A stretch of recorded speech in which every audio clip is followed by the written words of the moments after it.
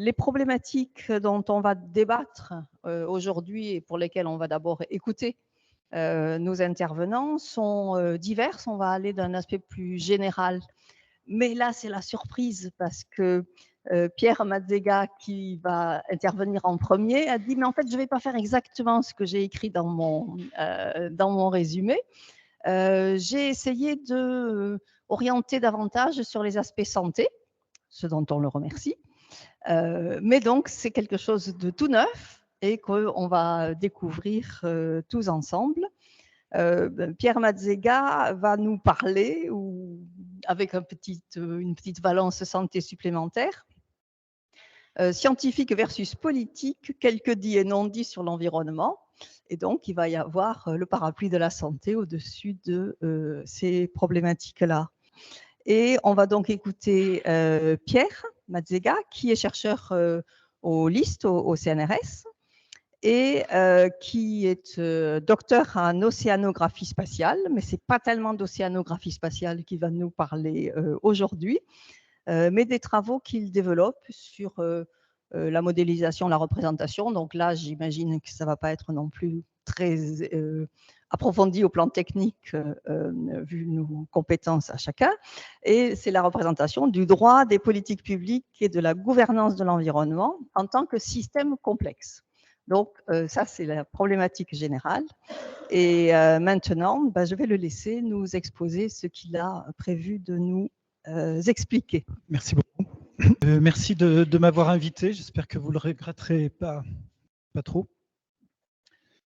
Oui, donc j'avais prévu de parler de ça et en fait, j'ai décidé de développer des analyses un petit peu particulières dans ce contexte. Et du coup, je suis parti un petit peu sur autre chose, mais je pense qu'il y a de quoi discuter quand même. Alors, oui, j'ai pensé qu'il fallait que je présente une espèce de position.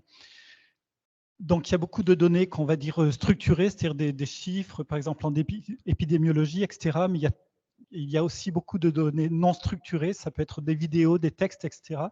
Et je trouve qu'elles sont en quelque sorte très sous-exploitées à l'heure actuelle. Donc ça, c'est une première chose.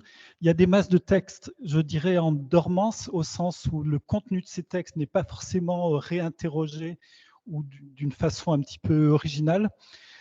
Je pense aussi, ça c'est vraiment des positions personnelles, qu'il y a beaucoup de problématiques tout à fait majeures, par exemple en écologie où on a très peu de données. C'est-à-dire on parle beaucoup du big data, mais il y a beaucoup de problèmes qui se posent où on a des sets de données vraiment très limités. Et donc même, c'est des cas limites où la statistique elle-même pose question. Et ça, c'est quelque chose d'intéressant. Pas de données sans théorie, c'est-à-dire c'est bien, on parle beaucoup de données, partage des données, mais il faut quand même des bonnes théories derrière. Et pour moi, ce qui est nouveau, c'est qu'il y a beaucoup d'algorithmes qui sont disponibles, qu'on peut utiliser, qui sont en libre. Par exemple, là, on va faire de l'analyse de texte. Il y a beaucoup de choses qui existent qu'on peut réutiliser et intégrer à des objectifs spécifiques. Voilà. Oui, la lecture disciplinaire des problématiques domine. Je prendrai juste un exemple. Je ne sais pas s'il n'y a pas de climatologue dans la salle, c'est plus facile. S'il y en a, tant mieux.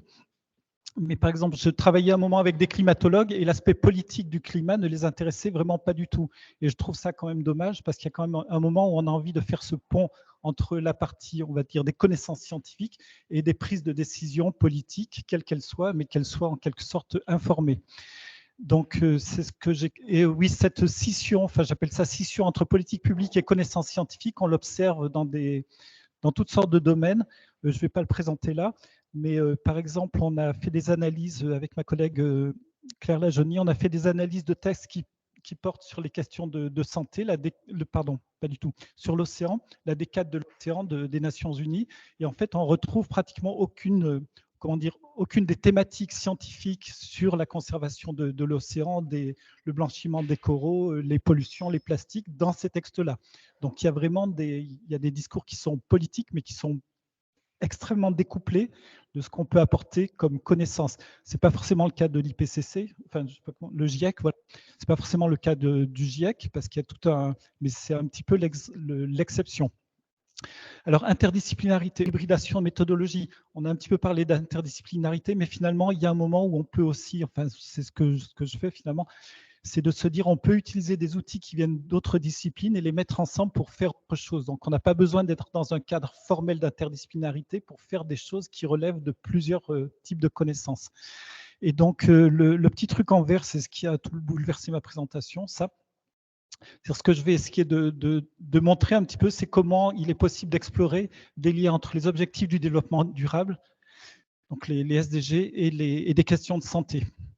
Alors, au milieu du gué, c'est pour vous dire que je suis en plein travail. Donc, plutôt que vous présenter des résultats bien polis, bien finis, bien préparés, je vais vous entraîner avec moi pour vous montrer qu'il y a des choses à faire. Je voulais vous montrer un exemple de choses qui ont déjà été faites, avec, toujours pareil, avec ma collègue Claire Lajonie, qui est juriste. Donc la question qui se posait, c'était de regarder en Asie du Sud-Est quels organismes travaillaient sur des questions de santé dans un contexte One Health, c'est-à-dire de santé animale, santé humaine et santé des écosystèmes. Et donc, on avait repéré, Claire avait repéré qu'il y avait 17, on a pris 17 organisations, les noms sont en gris. Enfin, on va pas analyser le truc, hein.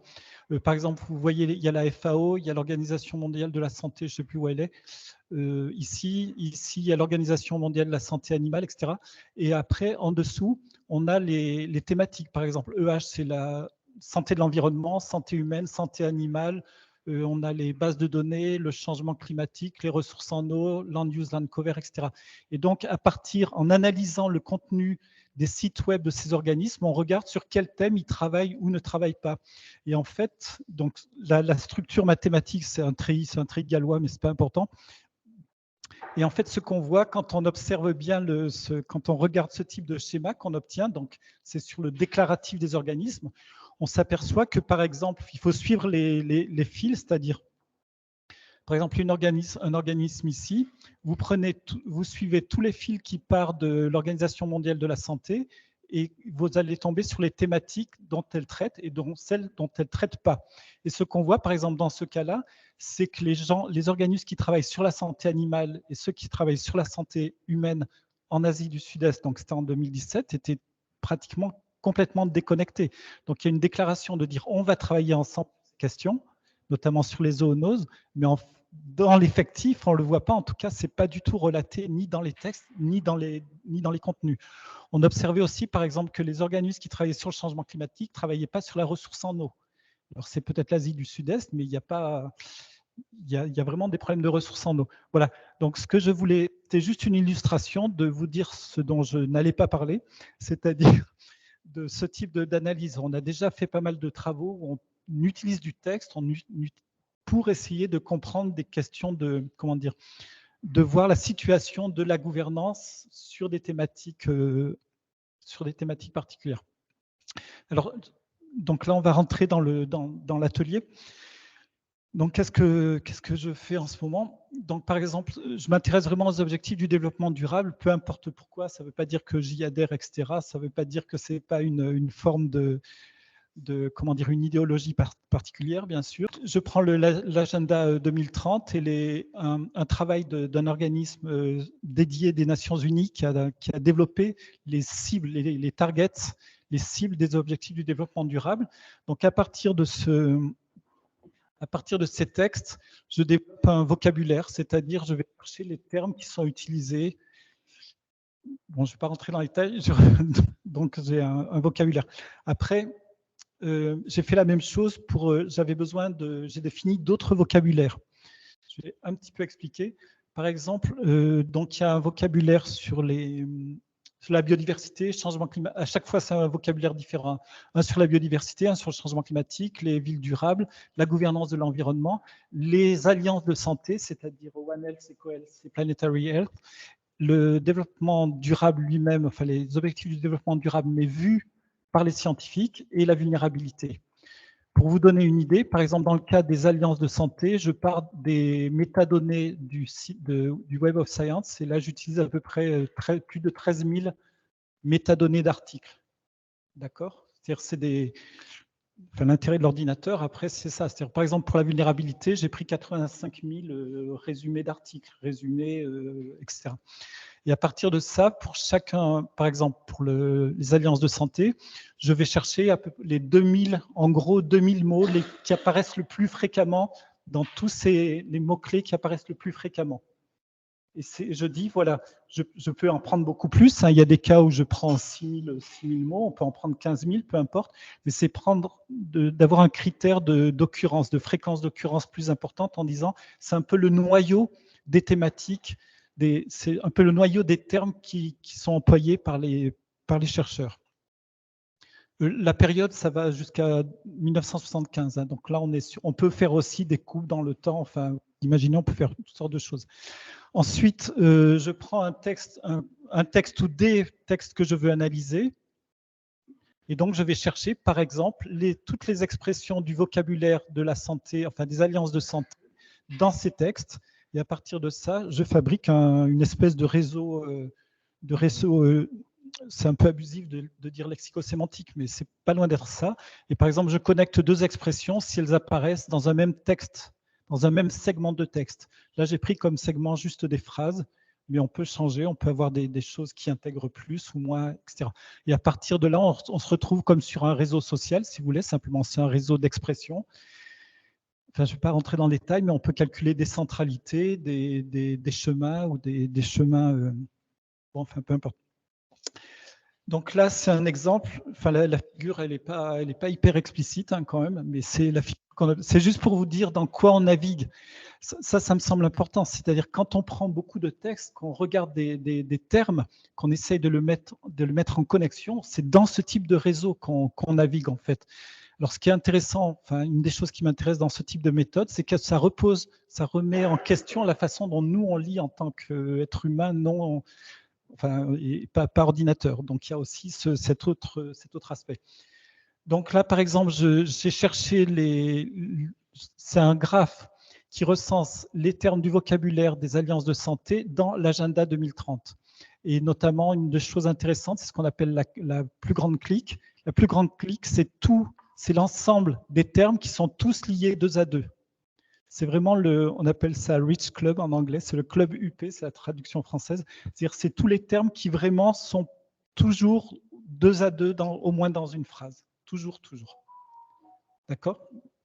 Donc ça donne j'ai pas fait de dessin là-dessus, mais voilà. Donc là, par exemple, sur l'agenda 2030, le point de vue sur la santé, la plus grande clique, c'est changement climatique, coopération, pays en développement, le cadre au sens juridique, on va dire, global, implémentation, etc.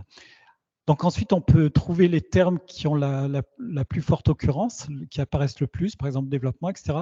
Ou alors, et ça ne coïncide pas forcément, là j'ai pris une notion de centralité qui est celle de degré de centralité, c'est-à-dire ce sont les termes qui sont le plus connectés aux autres. On peut prendre aussi, il y a d'autres notions intéressantes, c'est par exemple l'intermédiarité. Ce sont des termes qui ont tendance à connecter des groupes de termes qui seraient par ailleurs relativement séparés s'il n'y avait pas ces termes entre. Ça, souvent, c'est très, très intéressant en fait. Par exemple, j'imagine, hein, c'est pas le cas ici, on pourrait très bien avoir un ensemble de termes sur la santé animale, un autre ensemble de termes très, très connectés entre eux sur la santé humaine et trouver quels sont les termes qui sont intermédiaires entre ces deux ensembles qui finalement relèvent peut-être même de disciplines différentes.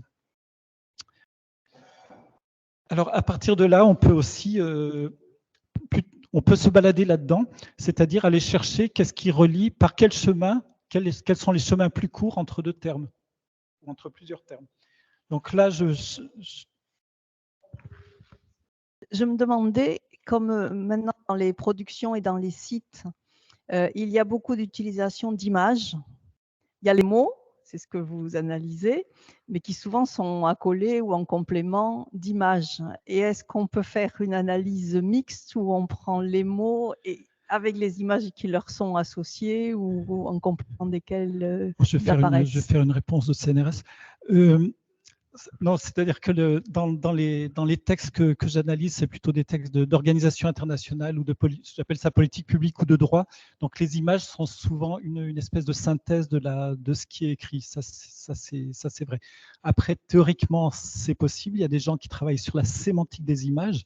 C'est vraiment avec des approches objets. Donc c'est vraiment, mais c'est un autre domaine. Il y a des gens qui travaillent sur les vidéos. Donc à très long terme, ça serait possible. Après, dans ces textes aussi, c'est pareil. Il y a souvent des images, mais qui sont, par exemple, sur l'océan, on va toujours voir des. Enfin, c'est la réalité. On va voir des pêcheurs sur les côtes du Sénégal qui reviennent avec des bateaux colorés, etc. Ou au contraire, un gros bateau de la flotte coréenne, etc. Donc, ça n'apporte pas forcément beaucoup d'informations d'un point de vue sémantique. Après, ça dépend des questions qu'on se pose. Évidemment, on pourrait aussi questionner la question du contenu de ces textes avec les images qu'on met derrière, qui sont effectivement significatives, mais d'autres choses, peut-être de la gouvernance, ou si on veut mettre l'accent SDG, ça va être le développement les pays en développement. Hein. C'est là-dessus qu'il va y avoir l'accent, quoi. Donc voilà. Je ne suis pas très satisfait de ma réponse, mais c'est bon. Voilà, donc là, par exemple, je pars des cibles, je cherche santé humaine, santé publique, global health, etc. Et donc, on retrouve tous les termes les plus connectés. C'est-à-dire, j'ai enlevé dans les chemins, j'ai pris que les principaux chemins. Les chemins les plus, comme si j'étais une fourmi, là où il y a beaucoup de phéromones, je suis le chemin et je le trace. Les autres, je les enlève, sinon c'est trop complexe. Et donc, on peut comparer. Par exemple, ici, j'utilise le vocabulaire de la santé, des alliances de santé, et ici, celui des vocabulaires des vulnérabilités. Donc, il y a des petites différences. Évidemment, le substrat, c'est toujours le même terme, c'est toujours le même texte, c'est l'agenda 2030. C'est pour ça qu'on retrouve des termes équivalents, mais ils ne sont pas forcément connectés aux mêmes choses. Par exemple, le child n'est pas un terme vraiment important dans le vocabulaire des alliances de santé. Voilà. Donc après, là où je vous dis que je suis au milieu du guet, c'est que maintenant, il faut que j'interprète toutes ces choses-là. Donc, il y a beaucoup de choses possibles, mais après, il va falloir être conduit par des questions du type pourquoi il y a ça, pourquoi il n'y a pas ça, quand est-ce que c'est apparu. On avait fait, par exemple, une analyse sur la montée en puissance du terme One Health, qui est depuis dans les conventions de droit international avec Claire aussi. Donc voilà, maintenant, je vous montre. Donc ça, c'est un autre. Ça, c'est le changement climatique, toujours le même texte avec un vocabulaire différent, et on voit par exemple la notion d'énergie qu'on retrouve aussi sur les villes durables, qui devient importante, qu'on n'avait pas vu avant. Santé humaine est pratiquement toujours liée au sol, à l'eau, aux villes, aux impacts. C'est vraiment les impacts environnementaux et à l'environnement. Et dans le cas du changement climatique, donc là, pareil, on peut ensuite. Là, ce que j'ai fait, c'est que dans le vocabulaire ici, toujours des alliances de santé, j'ai repéré ce que je considère être comme des acteurs.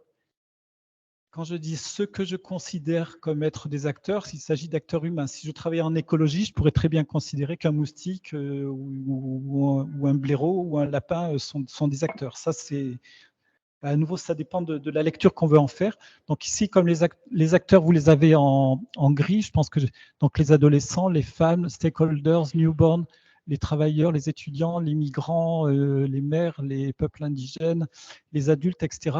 Et donc, là, du graphe précédent, le gros truc où ça partait dans tous les sens, eh bien, je vais lier les acteurs et voir quels sont les chemins qui vont des différents acteurs aux principaux, on va dire, principales expressions, principales noms de santé, comme santé globale, santé humaine, etc. Et donc, on voit les concepts intermédiaires.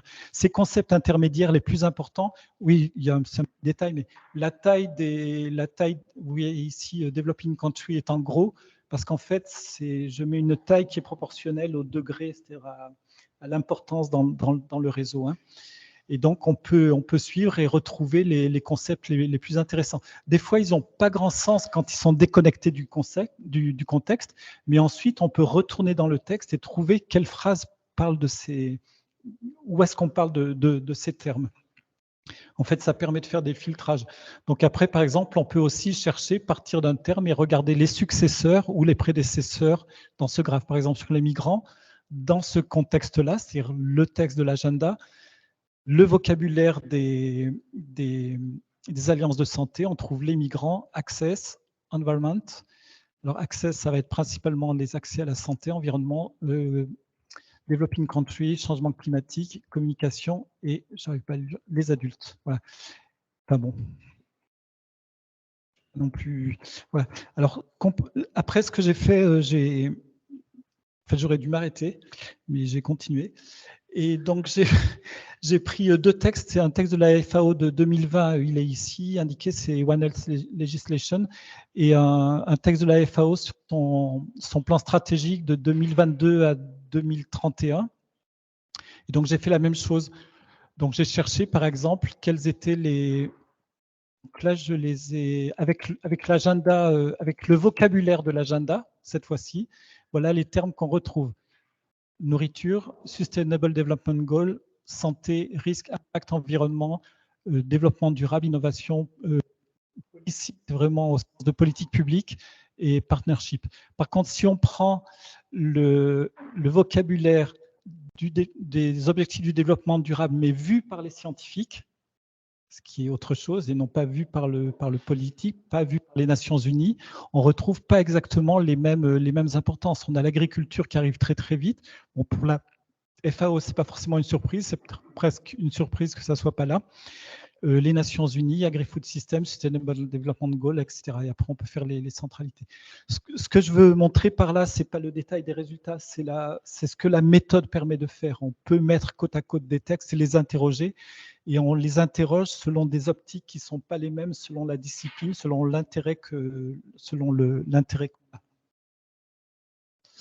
Là, c'est pareil. Donc, les deux mêmes textes, je les ai mis ensemble. C'est pour ça, le petit plus, là, c'est une espèce de concaténation. Hein, et toujours avec les mêmes. Là, j'ai pris à nouveau les acteurs qui sont mentionnés dans le vocabulaire des alliances de santé. Et voilà le genre de choses qu'on obtient. Comme on est sur la FAO, enfin, comme la FAO s'intéresse vraiment beaucoup aux questions de santé, en fait. Donc, on retrouve beaucoup de termes dans ces textes-là. On a santé publique, One Health, Animal Health, Wildlife, Human, Global et écosystème. Par exemple, à contrario, on n'a pas la santé des océans. C'est quelque chose qui est encore qu'on voit très peu, en fait. C'est quelque chose qu'on voit, ouais. Même dans des textes de One Health, c'est-à-dire des textes, par exemple, faits par je sais plus comment s'appelle, le High Level Expert Panel de One Health, on ne rentre pas dans la question des océans. On est vraiment sur la question j'ai envie de dire, de la vie animale terrestre. Ça peut se comprendre, mais il y a quand même là aussi une borne à franchir probablement. Voilà, enfin bon, c'est des graves, vous allez me dire, et c'est vrai.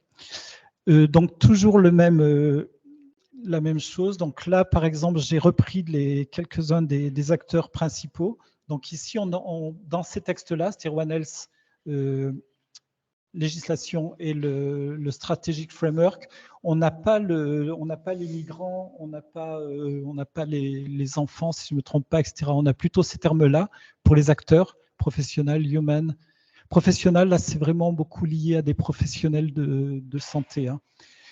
Si je mets professionnel sans préciser, c'est parce que c'est un des termes du vocabulaire qui est mis comme mot-clé dans les articles. Hein. C'est un mot qui arrive très souvent comme mot-clé. Dans le contexte des alliances de santé, c'est bien sûr principalement des professionnels liés à la santé, mais ça peut être la santé humaine ou des vétérinaires ou des étudiants. Et par contre, un des termes qui apparaît, c'est pas forcément une surprise, c'est la résistance antimicrobiale résistance, qui est vraiment un terme très fort dans l'ensemble de ces travaux. C'est une grosse préoccupation. Et après, c'est en remontant qu'on va à l'agriculture en passant par la santé animale. Je vous sens absolument pas convaincu, et c'est plutôt une bonne nouvelle parce que ça va m'obliger à travailler. Et l'autre chose, oui, pour finir, donc on arrive à la fin. j'ai pris là, on avait parlé de le texte de la FAO sur la législation One Health, le texte de la FAO sur son plan stratégique, on va dire, un texte des Nations Unies sur le Covid. Ça, c'est un texte d'un projet européen plutôt sur les océans.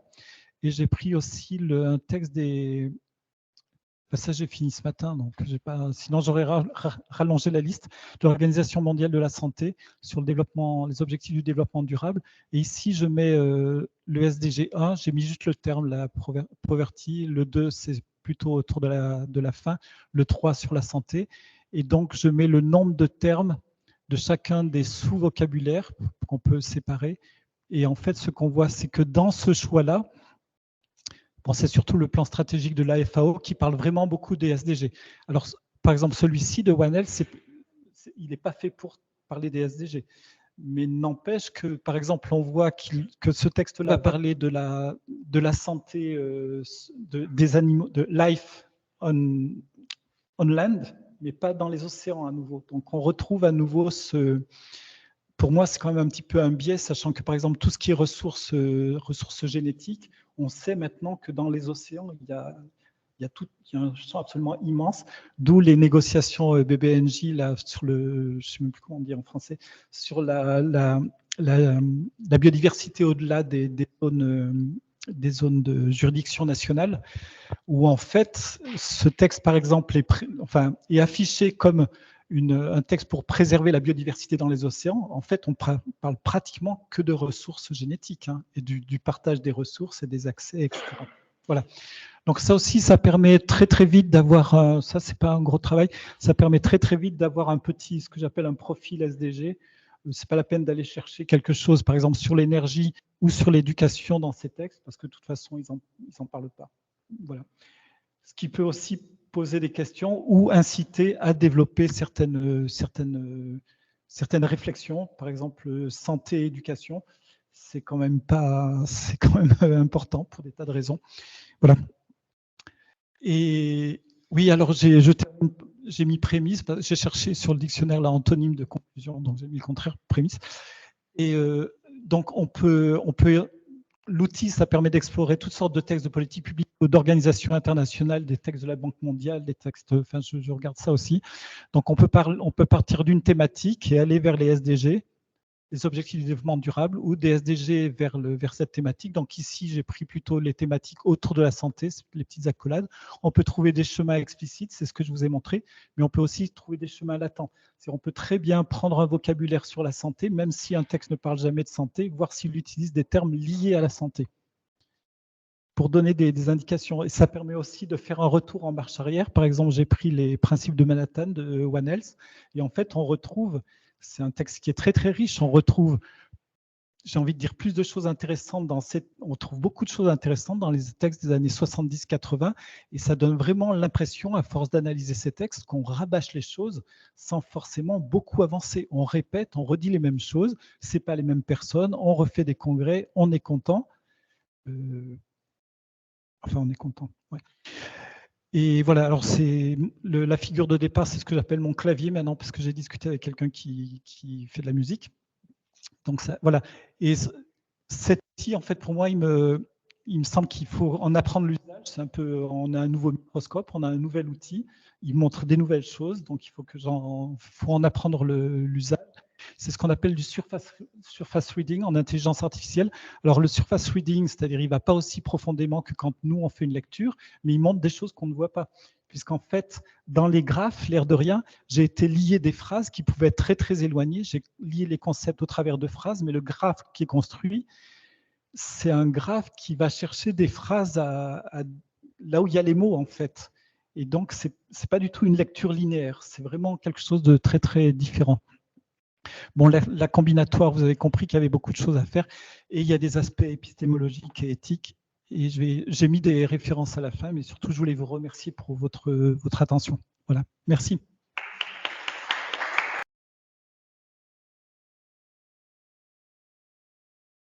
Et donc maintenant, je vais donner la parole donc à distance à Olivier Leclerc. Bonjour, bienvenue à distance.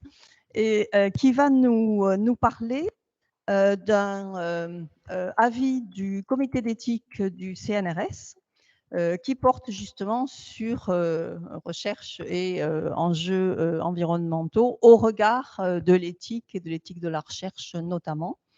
Et il a beaucoup participé à la construction de cet avis en tant que membre de ce comité d'éthique donc du CNRS, le COMETS. Et sans plus attendre, je vous passe la parole. Bien, alors écoutez, d'abord, bonjour à toutes et à tous. Merci infiniment pour votre accueil et votre invitation à participer à vos travaux. Et je voudrais vous adresser mes regrets de ne pas être en présence avec vous. Je sais que c'est toujours plus difficile et sans doute plus désagréable de regarder un écran, sans compter le manque parfois d'habileté technique de l'intervenant. Donc, je vais essayer de rester assez succinct et de délivrer le propos que je voudrais tenir de la façon la plus ramassée possible, tout en vous disant que je suis bien sûr, dans la mesure de mes possibilités, à votre écoute pour essayer de répondre aux questions que vous pourriez avoir à l'issue de mon propos. J'espère par ailleurs que mon intervention s'articule bien avec les intentions et les précédentes séances de votre atelier. Et donc, la demande qui m'a été adressée, c'est de présenter un avis qui vient d'être rendu, enfin, qui a récemment été rendu par le comité d'éthique du CNRS à la toute fin du mois de décembre 2022. C'est le dernier avis en date du comité d'éthique du CNRS intitulé « Intégrer les enjeux environnementaux à la conduite de la recherche, une responsabilité éthique ». Et donc, je vous présente cet avis en qualité de membre du comité d'éthique du CNRS et en l'occurrence, j'ai été le rapporteur de cet avis. Par ailleurs, un mot je crois que dans le document qui est diffusé par ailleurs, il y a une petite présentation des intervenants, mais d'un mot, je suis moi-même chercheur au CNRS, chercheur en droit, et mes objets de recherche sont, pour dire les choses très rapidement, les rapports entre science et droit, disons la contribution de l'analyse juridique à la production des connaissances. Alors, je voudrais commencer cet exposé en disant quelques mots de ce qu'est le comité d'éthique du CNRS. Peut-être si vous le souhaitez m'interrompre, il faut le faire. Donc le comité d'éthique du CNRS, je crois que c'est utile de préciser ce que c'est. D'abord, le comité d'éthique du CNRS, ce n'est pas un comité d'éthique opérationnel qui est chargé d'approuver des projets de recherche en particulier, ni de se prononcer sur des questions spécifiques de façon opérationnelle.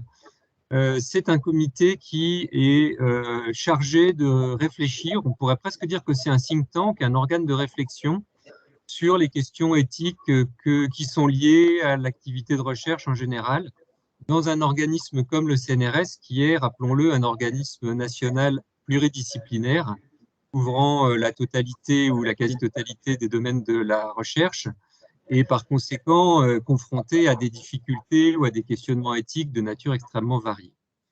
Le comité d'éthique est composé de chercheurs et de chercheuses qui couvrent une assez grande diversité de disciplines, mais les membres du comité sont nommés pour réfléchir ensemble à partir de leur expérience, aussi en s'appuyant évidemment sur leur spécialité disciplinaire, mais sans avoir un mandat de représentation à proprement parler. C'est-à-dire qu'en tant que comité d'éthique, nous faisons part de nos efforts les meilleurs pour parvenir à une réflexion qui ensuite peut être discutée, se prête à la critique et à l'échange, et n'est en aucun cas la voix de l'institution, la voix du CNRS. C'est-à-dire que nous rendons nos avis à la direction du CNRS qui en fait exactement ce qu'elle souhaite en faire, y compris ne rien en faire. Donc, je ne parle pas au nom du CNRS et ce que fait le comité d'éthique, ça n'est pas la voix de la direction du CNRS. Cela étant dit, dans le cadre de cet avis en particulier, le comité d'éthique a été saisi par le président directeur général du CNRS, Antoine Petit. Donc, c'est une saisine de la direction du CNRS, sachant que dans l'immense majorité des cas, le comité d'éthique s'auto-saisit des questions qui lui semblent importantes et pertinentes. Donc, une saisine du PDG qui illustre bien sûr l'attention que l'institution porte à cette question qui a été traitée dans cet avis. Donc, ce que je vais faire dans le temps qui m'est imparti, en essayant de rester très bref, c'est de vous exposer le contexte de travail dans lequel on s'est intégré et les principaux points qui composent cet avis.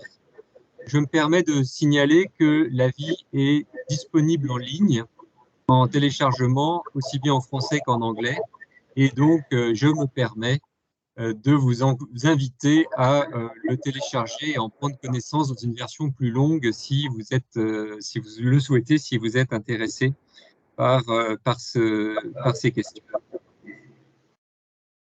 Alors, éléments de contexte, là encore, n'hésitez pas à me dire si je situe mal l'état des discussions que vous avez eues dans les précédentes séances auxquelles, par hypothèse, je n'ai pas assisté. Mais il me semble toujours très utile, quand je suis amené à présenter cet avis, de rappeler quelques éléments de contexte. Le premier, c'est que depuis plusieurs mois et peut-être même plusieurs années, mais c'est quand même quelque chose d'assez récent, on a vraiment des interrogations qui se font jour au sein des collectivités de recherche, au sein des communautés scientifiques, sur le rôle que doivent avoir les chercheurs et les chercheuses, la façon dont ils doivent se positionner dans une tension entre le développement des activités de recherche dans une perspective toujours de faire avancer un front de connaissances et d'un autre côté avoir conscience de l'impact que cette activité de recherche a sur l'environnement, que ce soit par l'émission de gaz à effet de serre, mais aussi d'autres impacts sur l'environnement, qu'il s'agisse de pollution, d'atteinte à la biodiversité, etc. etc. Et dans le contexte que nous connaissons bien du changement climatique et de l'effondrement actuel de la biodiversité, dans un certain nombre de laboratoires, il y a des tensions très vives qui sont apparues sur ce sujet. Et c'est sans doute une des raisons pour lesquelles le PDG du CNRS a saisi le comité d'éthique, avec des labos dans lesquels des chercheurs déclarent ne plus vouloir faire certains déplacements ou plus du tout de déplacements, remettent en cause, notamment dans le domaine de l'astrophysique, certains équipements comme des satellites, des observatoires, etc. Et des labos qui se dotent de règles internes sous forme de quotas carbone, par exemple, pour des déplacements. Donc, cette situation, elle est extrêmement variable d'une université à l'autre, d'un organisme à l'autre, d'une discipline à l'autre, mais dans certains secteurs de la recherche, c'est vraiment un enjeu aujourd'hui qui est devenu extrêmement présent. Premier élément. Deuxième élément de contexte sur lequel je voudrais insister, et sans doute c'est une façon de faire aussi le lien avec l'intervention qui suivra la mienne. La loi impose maintenant aux établissements et aux organismes de recherche de réaliser leur bilan carbone, le bilan de leurs émissions de gaz à effet de serre, et d'établir un plan de transition, donc un plan d'action pour, sur la base des informations apportées par ce bilan des émissions de gaz à effet de serre, et mettre en place une trajectoire de réduction. Étant entendu que la France et les États européens, et plus largement, bien sûr, en tout cas pour s'en tenir à cet échelon, la France est engagée à parvenir à la neutralité carbone en 2050, avec le jalon d'atteindre 55% de réduction des émissions de gaz à effet de serre en 2030. Donc, dans ce contexte, évidemment, le CNRS, comme je le pense l'ensemble des universités et organismes, bien, sont engagés dans cette démarche, et cette démarche, elle confronte à d'innombrables difficultés très complexes de savoir comment finalement concilier cet objectif de neutralité carbone dans un horizon qui est maintenant proche et l'activité, les fonctionnements des communautés de recherche. Enfin, ça peut être l'occasion de parler ici de cette diapo, ça soutiendra peut-être aussi mieux mon propos. Je vous présente l'un des schémas qui est tiré du bilan des émissions de gaz à effet de serre du CNRS, le bilan carbone 2022, qui vient d'être rendu public à la fin de l'année 2022 également, et qui fait apparaître donc que les différents postes attribuent à chaque poste de manière agrégée le pourcentage d'émissions de gaz à effet de serre qui lui est afférent. Et donc, on voit que pour le CNRS, ce sont les achats qui est le gros poste d'émissions de gaz à effet de serre, et que les missions, et notamment on pense aux missions en avion, qui sont assez souvent mises en avant comme étant un poste qu'on devine comme étant très important, bien, pour ce qui est du CNRS, représente un pourcentage qui est moins important que ce qu'on pouvait penser initialement. Alors, ce qu'il faut tout de suite dire, c'est que le profil des bilans de gaz à effet de serre dépend énormément des organismes et des universités. Le CNRS, comme je l'ai indiqué, et je pense que chacun le sait, en tant qu'organisme national, et avec bien sûr des labos nombreux en biologie, en physique, en chimie, etc., à des politiques d'achat d'équipements scientifiques très importants. J'étais récemment à échanger sur le bilan de gaz à effet de serre d'une université de sciences humaines et sociales, dans laquelle les postes se répartissent de manière très, très différente. Et donc, l'enjeu, bien sûr, il est même fondamental d'avoir connaissance pour mener une politique d'établissement et de mettre en place un plan de transition, et bien de savoir quel est le profil particulier de son établissement. Et il n'y a pas, de ce point de vue-là, de vérité générale. Chaque établissement, et bien sûr, ça se décline, chaque laboratoire a un profil d'émissions de gaz à effet de serre qui est différent. Bon. Le point néanmoins qu'il faut avoir en tête, c'est que le bilan du CNRS donne en moyenne, je vais tout de suite préciser quelque chose, mais je vous indique qu'en moyenne, on peut imputer, si on divise le volume de gaz à effet de serre annuel émis par le CNRS par le nombre d'agents, on parvient à 14 tonnes par agent et par an. 14 tonnes par personne et par an.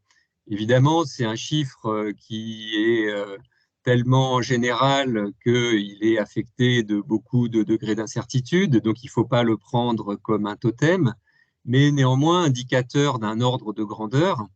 Et surtout, si la politique, comme la démarche de bilan de gaz à effet de serre doit être répétée, ça permet d'avoir un premier chiffre vis-à-vis duquel on peut se situer pour dessiner une trajectoire d'évolution.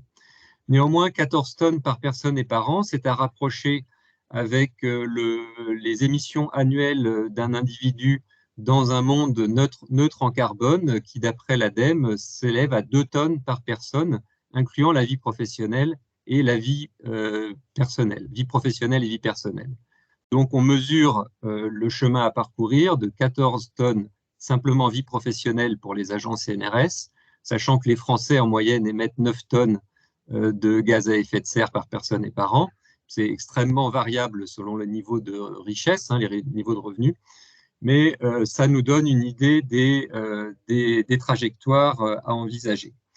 Et à rapprocher au troisième élément de contexte, qui est que on sort tout juste, je pense que chacun et chacune en a entendu parler, et même probablement vous avez eu la possibilité de lire les résumés des derniers rapports du GIEC. Donc le 6e cycle d'évaluation vient de s'achever, et notamment le rapport de synthèse qui clôt ce 6e cycle d'évaluation du GIEC a été rendu en mars.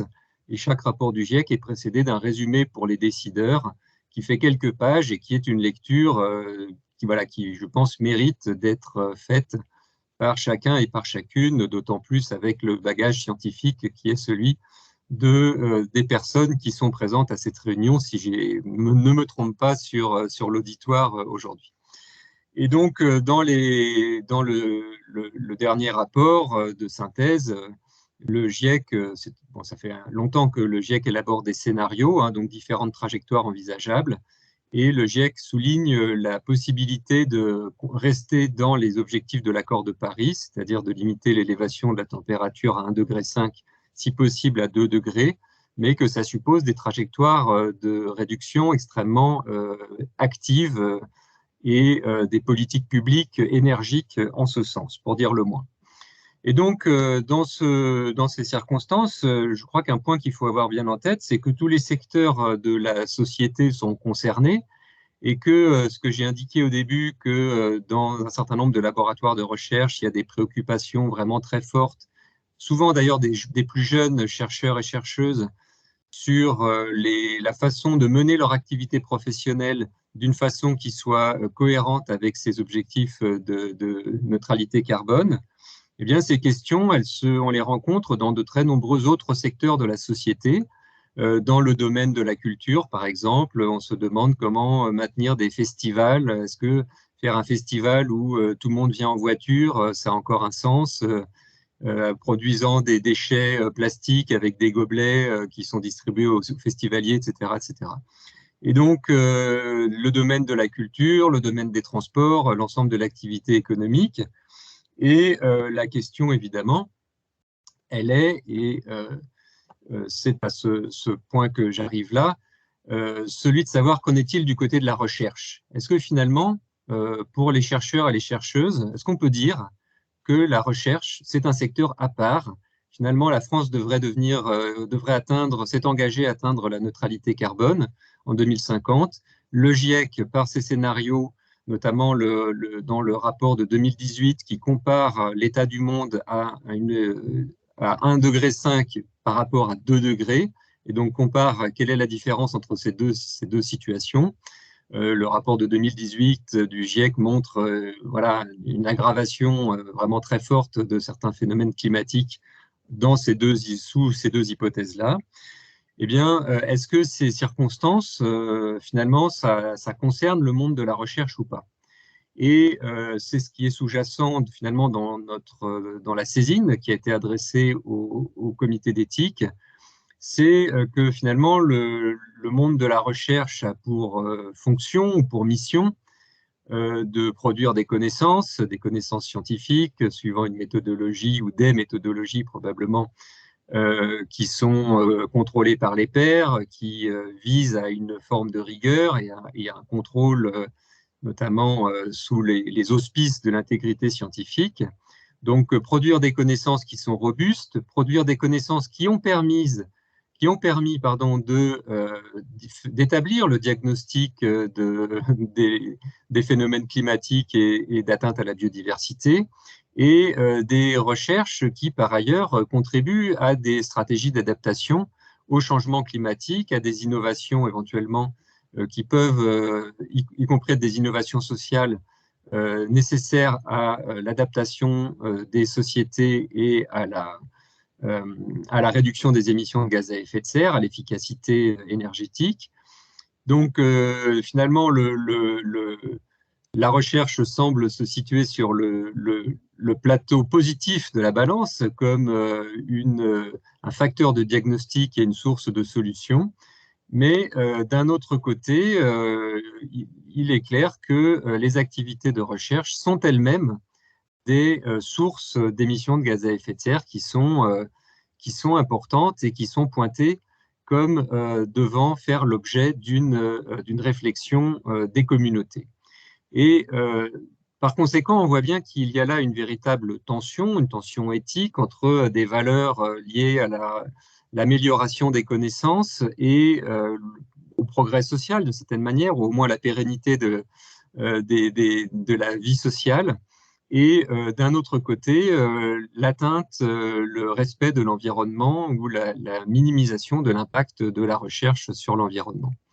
Donc, j'ai été un peu long sur ces éléments de contexte, mais je crois qu'il est fondamental de poser les termes du débat. Encore une fois, je m'excuse si, en raison de mon éloignement, je ne peux pas vraiment bien percevoir. Quand on fait cours devant les étudiants, on voit bien si ce qu'on raconte, c'est du très connu ou pas du tout. Donc moi, à distance, j'ai du mal à percevoir ça et je m'en excuse auprès de vous.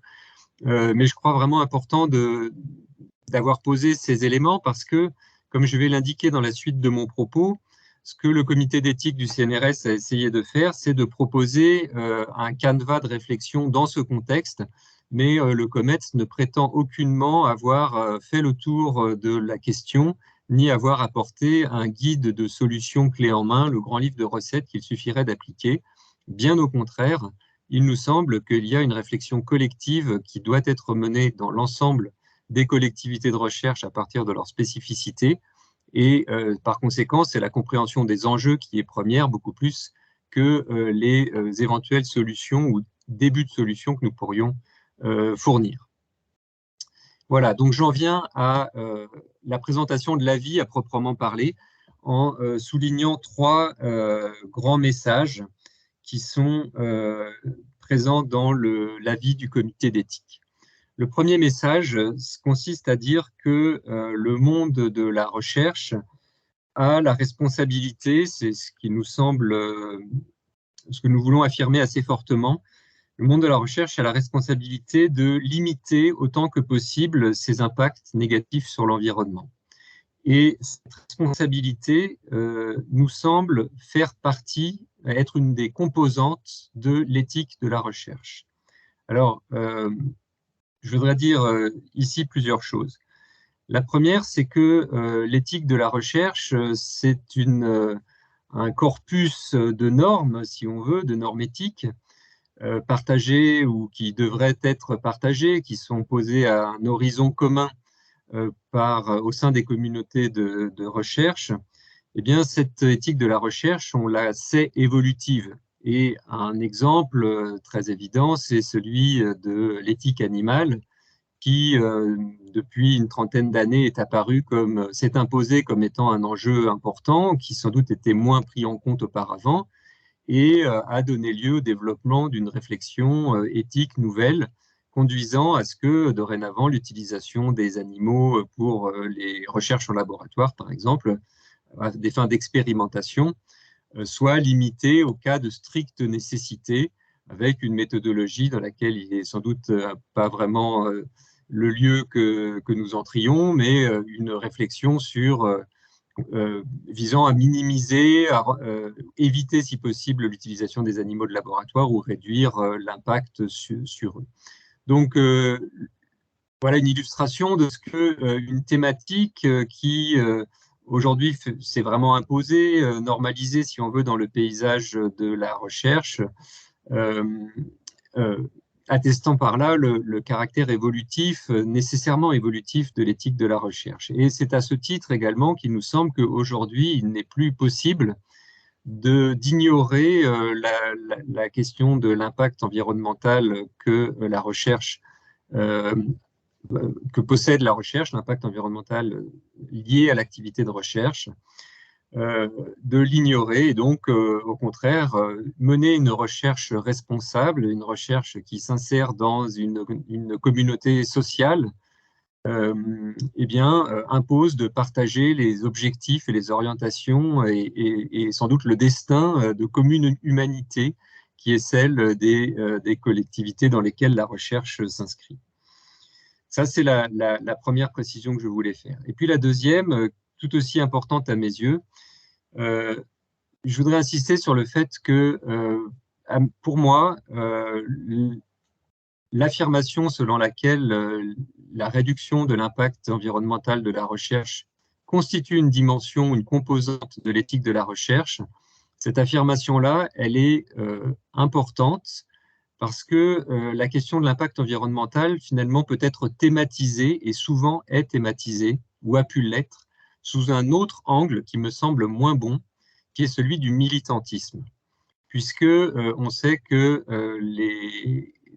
cette mobilisation des chercheurs et des chercheuses pour prêter une attention à l'impact environnemental de la recherche Cette mobilisation, elle s'accompagne d'actions militantes, parfois d'actions de désobéissance civile, et il peut y avoir la tentation de réduire cette mobilisation à la question du militantisme, en se demandant est-ce que les scientifiques qui se comportent de cette manière sont encore dans une position de neutralité ou d'engagement qui est compatible avec l'activité scientifique.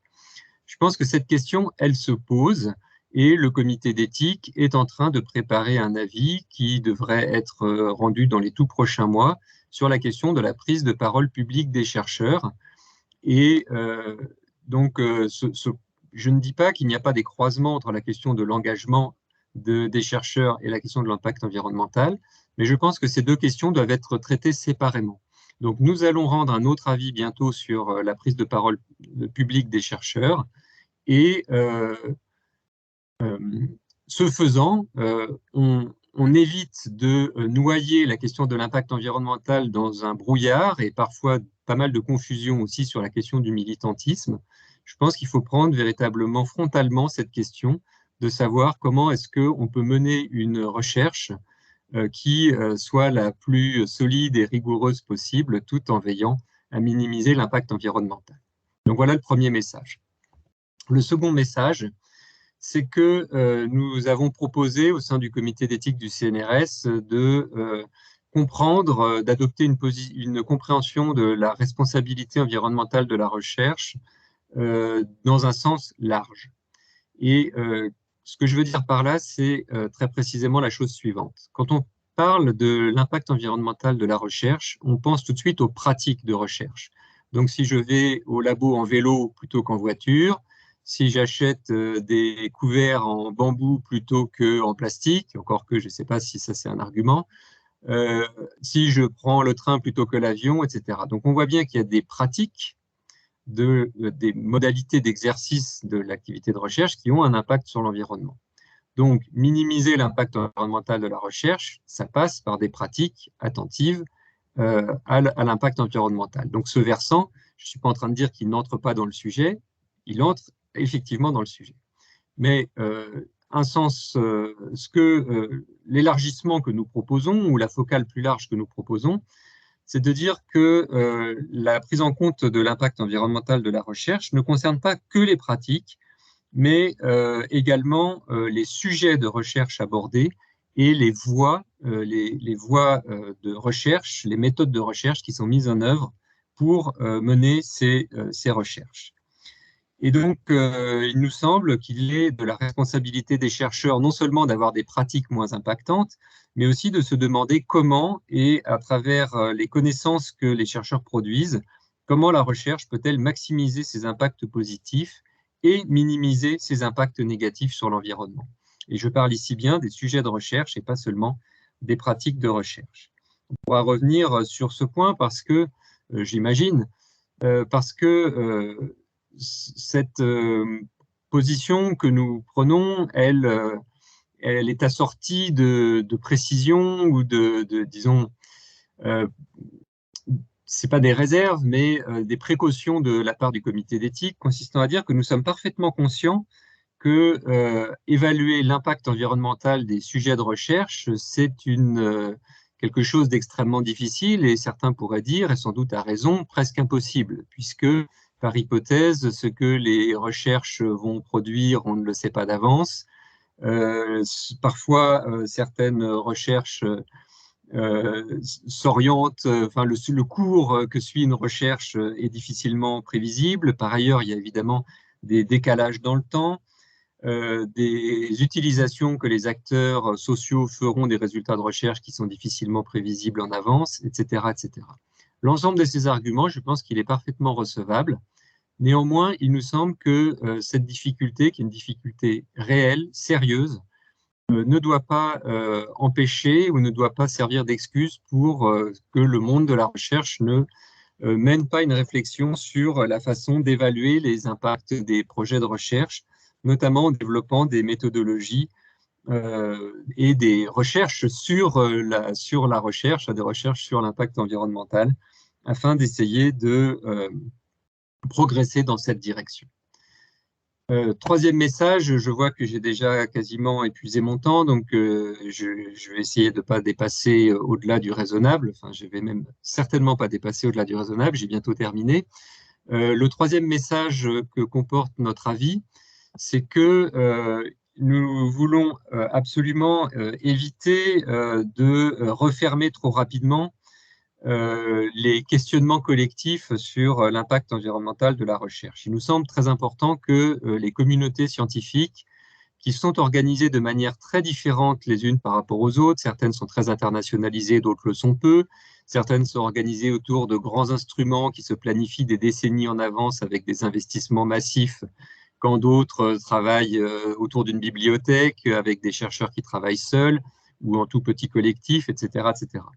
Donc, de très grandes diversités de fonctionnement et la nécessité d'une appropriation collective des questions de recherche afin d'éviter également une forme de routinisation qui pourrait être une tentation très rapide consistant à dire, ben voilà, maintenant quand on dépose un projet de recherche, il faut démontrer, de même qu'il faut démontrer que on répond aux questions d'éthique sur l'utilisation des animaux ou sur l'impact sur les personnes humaines, eh bien, il faudrait cocher la case éthique environnementale avec une évaluation par un comité ad hoc.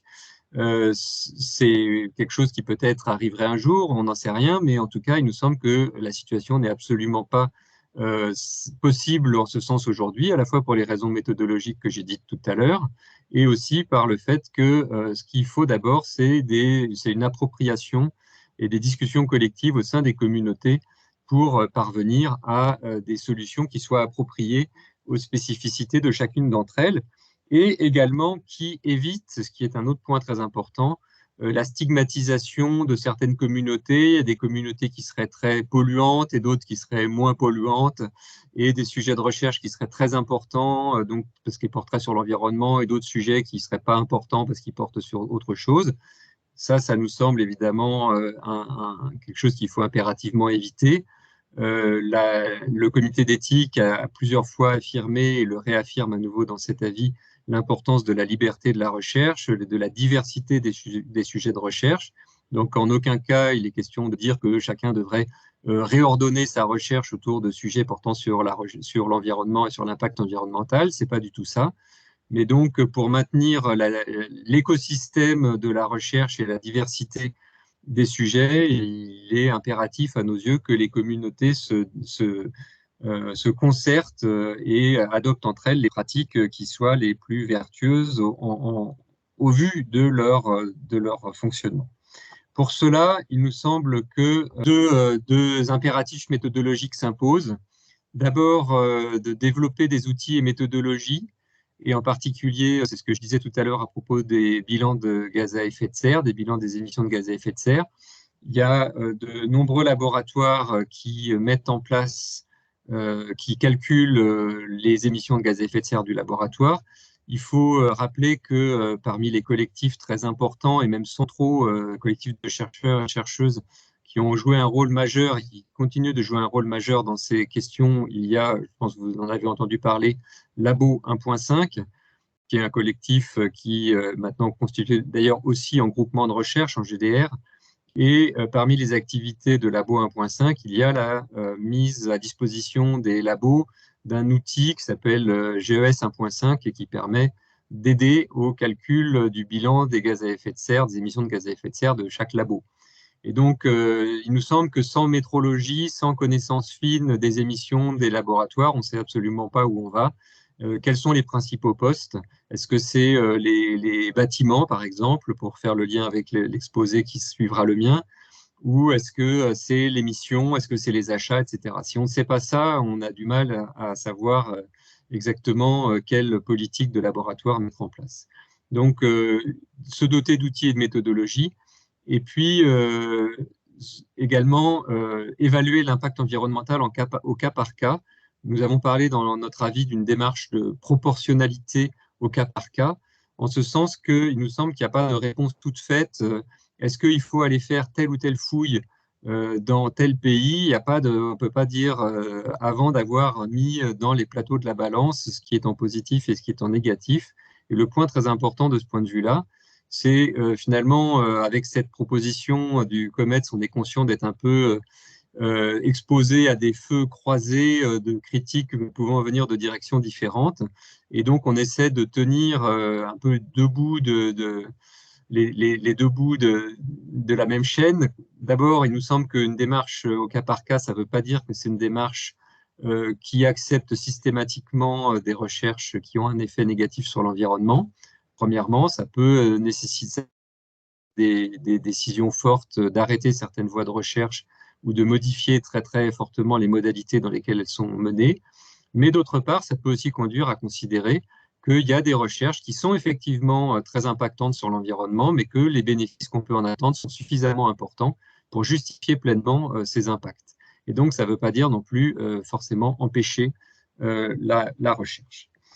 Voilà les 3 principaux messages qui se déclinent ensuite sous forme de recommandations, parce que comme je l'ai dit tout à l'heure, le comité d'éthique rend des avis, ce n'est pas des rapports, hein, c'est des avis, c'est-à-dire une réflexion suivie de recommandations.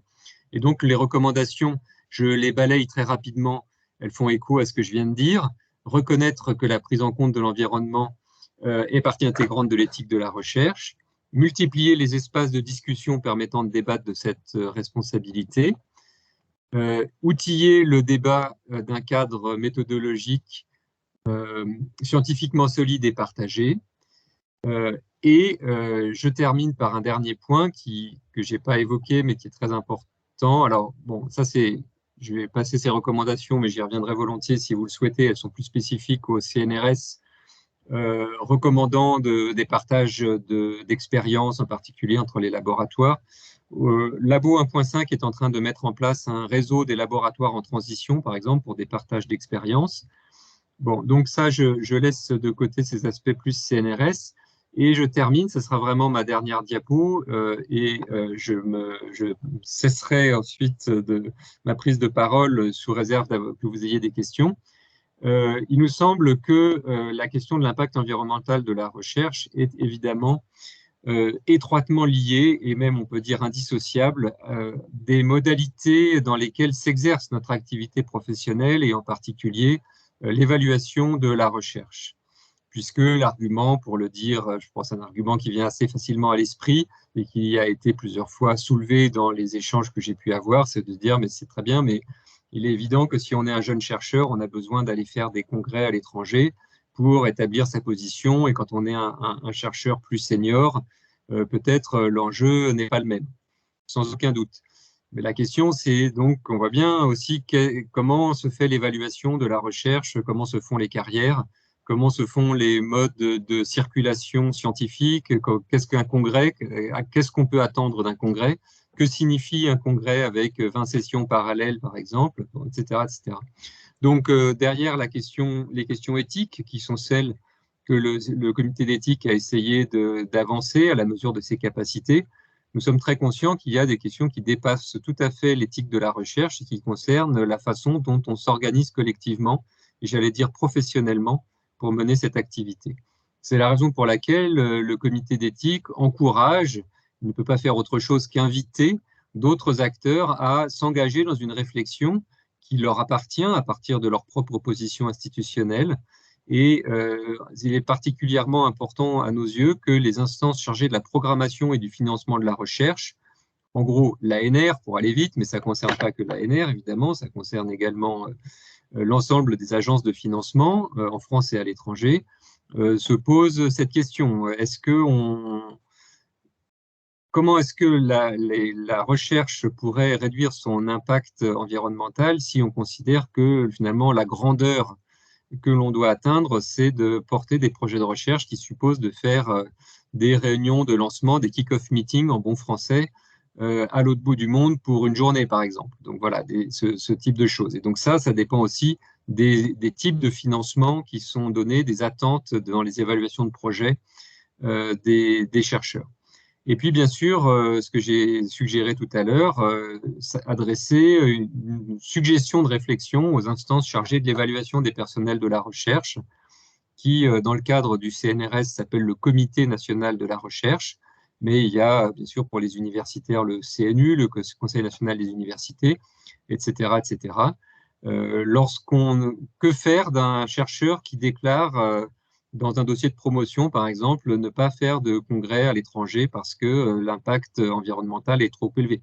Est-ce que ça, c'est préjudiciable en termes de carrière ou pas? Et c'est les instances chargées de l'évaluation qui possèdent une partie de la réponse à cette question.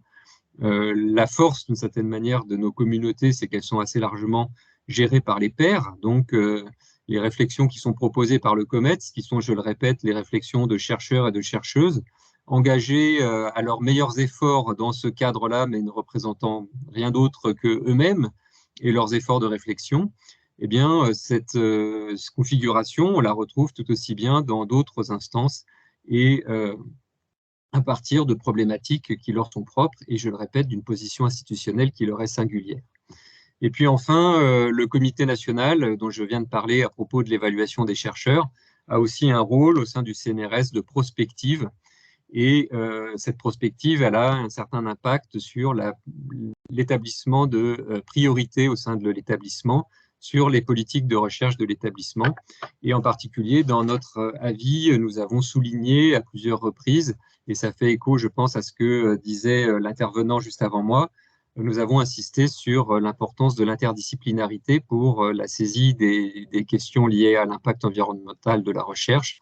Et l'interdisciplinarité, c'est aussi, c'est bien sûr parfois un slogan, mais pour que ça ne soit pas qu'un slogan, il faut une politique d'établissement qui puisse, comme au CNRS, créer par exemple des commissions interdisciplinaires avec des chercheurs qui sont officiellement interdisciplinaires et aussi des politiques d'encouragement de travaux interdisciplinaires, de priorités scientifiques sur l'interdisciplinarité, etc., etc. Et donc, pour que la planification scientifique puisse se faire correctement, il nous semble qu'il est nécessaire que ces questions d'impact environnemental soient aussi discutées par les acteurs qui en sont chargés. Je vous remercie de votre attention. Je vous prie d'excuser le dépassement de quelques minutes de mon temps de parole et je suis à votre écoute si je peux répondre à vos questions. Merci.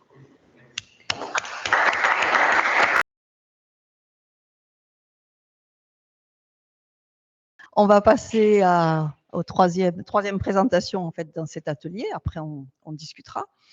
Qui est donc présentée par Lisa Galino, qui s'occupe, ou a la fonction, la responsabilité de s'occuper du parc immobilier de l'INSERM à Toulouse. Et donc, c'est sous cet angle-là, comment inclure ou prendre en compte l'éco-responsabilité dans le management du parc immobilier de l'INSERM à Toulouse, et peut-être un peu plus généralement, qu'elle va nous faire une présentation. Et on est très content de l'accueillir ici, où elle n'était jamais venue. Merci beaucoup. Donc tout d'abord, merci beaucoup à la plateforme Genotool Sociétal de m'avoir invité aujourd'hui pour vous parler donc des enjeux patrimoniaux de l'éco-responsabilité associée à la recherche. Donc je suis Lisa Galino, je suis responsable immobilier à la délégation régionale Occitanie-Pyrénées de l'INSERM. Je vous propose, tout d'abord, je vais vous présenter rapidement l'institut pour lequel je travaille depuis 11 ans maintenant. Pour vous expliquer aussi sa déclinaison, son organisation locale et régionale, et vous parler ensuite plus précisément de ce qu'est un responsable immobilier dans une délégation régionale d'un organisme de recherche publique. Dans un second temps, je rappellerai succinctement les orientations européennes, nationales et de l'Institut en ce qui concerne l'environnement versus patrimoine. Dans un troisième temps, j'évoquerai quelques actions marquantes. Je ne vais pas pouvoir avoir le temps de tout vous raconter, mais en tout cas quelques actions marquantes qui découlent de ces organisations stratégiques. Et enfin, pour conclure, j'ouvrirai le débat en vous partageant mes interrogations de responsable immobilier éco-sensible, on va dire, dans un établissement de recherche publique, sur le volet notamment de la stratégie immobilière, mais aussi de ce que pourrait être le laboratoire de demain. Donc, quelques mots sur l'INSERM, donc l'Institut national de la santé et de la recherche médicale, donc un établissement public, le seul établissement public de recherche exclusivement dédié à la recherche en santé humaine, créé en 1964. Donc, c'est un établissement public à caractère scientifique et technologique, un opérateur de l'État aussi qui lui confère une identité juridique particulière qui permet d'avoir un peu de souplesse, notamment pour pouvoir s'organiser en région de façon délocalisée. On voit qu'au fil des années, il y a une structuration et notamment dernièrement, on notera le contrat d'objectifs et de moyens de performance que se fixe l'Institut afin d'organiser les missions qui lui sont conférées. Donc, on citera la valorisation des découvertes, l'aide à la décision publique en matière de santé, la production et la diffusion de la connaissance, la coordination nationale de la recherche en santé et le soutien à l'enseignement supérieur. L'organisation, puisqu'on est là aussi pour parler de gouvernance, il me semblait important de vous expliquer peut-être très simplement comment fonctionne l'Institut. Donc l'Institut est dirigé par Didier Samuel, qui est notre président-directeur général, accompagné de 2 directeurs généraux délégués, un à la stratégie et un à l'administration. Donc pour résumer, donc à l'INSERM, il y a autant le volet scientifique qui compte que le volet administratif, puisqu'on est sur un établissement de recherche. Le volet scientifique, notamment, est constitué de 9 instituts thématiques. Le volet administratif est constitué de départements comme on peut le retrouver dans des organisations privées. Et de façon déconcentrée en région, nous avons 11 délégations régionales qui portent au plus près des laboratoires de recherche, donc les missions de l'INSERM. En quelques chiffres, donc des collaborations à l'Europe, à l'international qui sont nombreuses. On notera en France 269 unités de recherche, 34 centres d'investigation clinique et 48 unités de service. Plus de 14 000 collaborateurs, un budget qui avoisine les 1 milliard d'euros. Donc, à noter que plus des 2/3 du budget de l'établissement sont liés à la subvention d'État. Donc, je vous ai mis le lien éventuellement. Vous avez 2 sites, donc site grand public inserm.fr et un site un peu plus professionnel pro.inserm.fr où on retrouve toutes les données bien plus en détail et plein de slides très bien, très ludiques. L'INSERM à Toulouse, donc on se rapproche du contexte local. Donc 5 instituts thématiques représentés dans les laboratoires dont l'INSERM est la co-tutelle, toujours avec des partenaires de mixité, l'Université Toulouse 3 de façon systématique, puis le CNRS, le NVT, l'INRAE ou l'EFS, des partenaires institutionnels privilégiés, donc que sont la région, les hôpitaux de Toulouse et l'Université de Toulouse. Sur 4 sites géographiques que sont le CHU Purpan, Séanchur-Angueil, l'Oncopole et les Allées Jules Guesde, où nous sommes aujourd'hui. En quelques chiffres aussi, donc 736 contrats de recherche ouverts en ce moment pour un montant de 144 millions d'euros, 666 personnels rémunérés, plus de 1600 personnes qui travaillent dans les unités mixtes de recherche, donc dans les laboratoires dont l'INSERM est la co-tutelle. Il faut savoir que donc la particularité régionale de la délégation, c'est-à-dire que l'INSERM a la qualité d'hébergeur pour 41 000 m² de patrimoine. Donc, qui dit la responsabilité d'hébergeur au niveau de ces unités mixtes de recherche, dit la responsabilité en termes de contrat de recherche. Donc, tout le service financier accompagne ces laboratoires pour la gestion de leurs contrats de recherche et puis, évidemment, pour la gestion des ressources humaines. Donc, la délégation régionale, c'est 48 personnes qui œuvrent en soutien aux laboratoires de recherche, donc toulousains.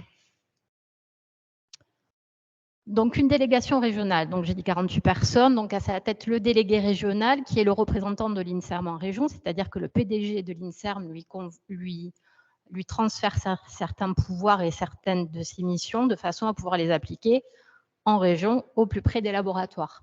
Le personnel de la délégation assure une mission d'administration générale, financière, de ressources humaines et ma fonction d'immobilier sur la composante toulousaine qui est très prégnante, mais ce n'est pas le cas forcément dans d'autres délégations régionales de l'INSERM, puisqu'on peut avoir aussi la particularité d'être hébergé dans des locaux qui peuvent appartenir à l'université ou à d'autres organismes qui, du coup, assurent la fonction d'hébergeur.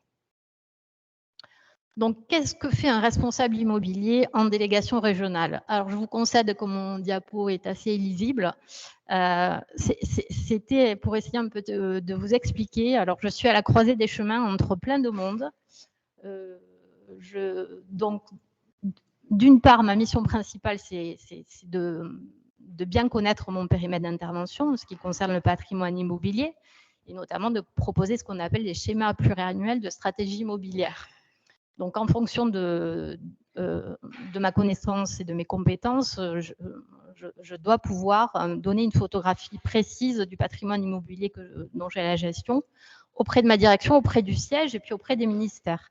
Donc, il faut savoir aussi que je suis amenée à remplir directement le système d'information de l'immobilier de l'État pour tout le recensement précis de tous les locaux occupés par les unités de recherche. D'autre part, bien sûr, j'ai une casquette de responsabilité en ce qui concerne la sûreté des locaux, que ce soit concernant l'intrusion ou aussi tout ce qui touche à la sécurité incendie. Donc, c'est quand même une fonction avec une responsabilité de la sécurité des personnes qui évoluent dans les locaux. Je suis aussi chargée d'opérations sur les grosses opérations structurantes. Le service aussi sur la gestion financière d'un budget de plus de 4 millions d'euros. On est quasiment à 5 millions d'euros vu l'augmentation du coût des consommations énergétiques. Donc ça aussi, ça demande une part importante de travail. Bien sûr, au plus près des laboratoires. Donc, on est en contact régulier, que ce soit avec les directeurs d'unité ou la personne qui manie sa paillasse et qui a un problème X ou Y. Donc, on est en contact avec potentiellement les 1600 agents dans les locaux pour leur apporter aussi maintenant un service logistique afin de répondre vraiment à leurs besoins quotidiens au sein du laboratoire.